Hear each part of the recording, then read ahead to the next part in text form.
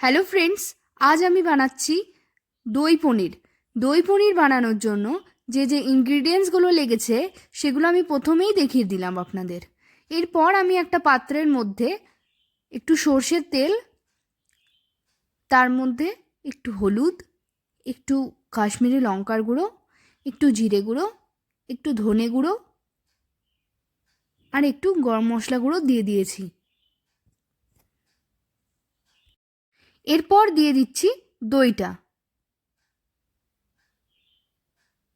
এরপর এই মিশ্রণটা আমি ভালোভাবে ফেটিয়ে নেব।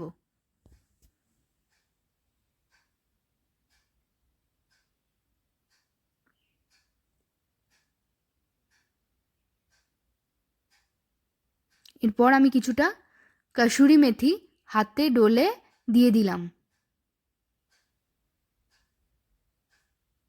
এরপর যে মিশ্রণটি তৈরি করেছিলাম সেটি একটা পাত্রের মধ্যে তুলে রাখলাম।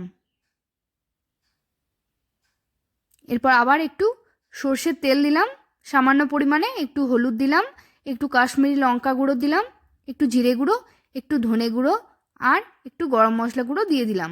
এরপর পনিরগুলো ম্যারিনেট করে নেব।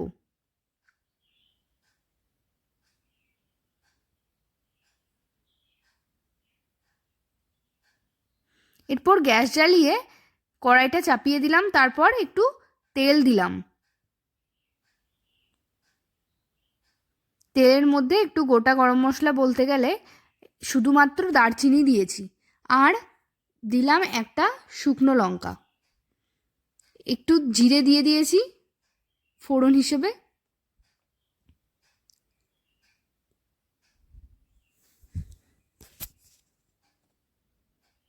এরপর আমি পনিরগুলো ম্যারিনেট করে রেখেছিলাম ওগুলো ভেজে নেব।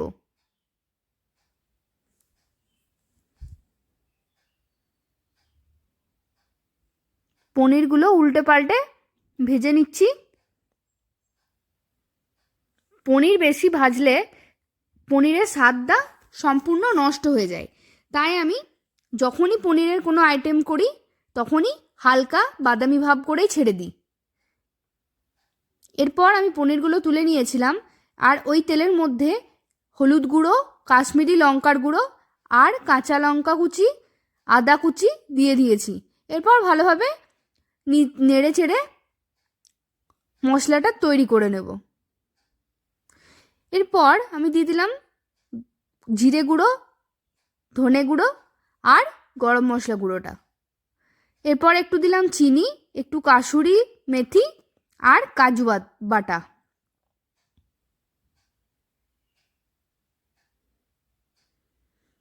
তার কিছুক্ষণ পর ভালোভাবে মিশিয়ে নিয়ে আমি দিয়ে দিয়েছি যে দইয়ের মিশ্রণটি তৈরি করে রেখেছিলাম সেটা।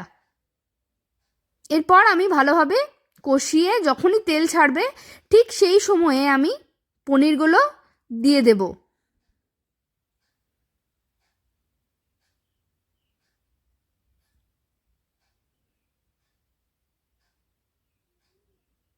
এরপর আমি দিয়ে দিলাম পনিরগুলো ভালোভাবে নেড়ে চেড়ে নেব।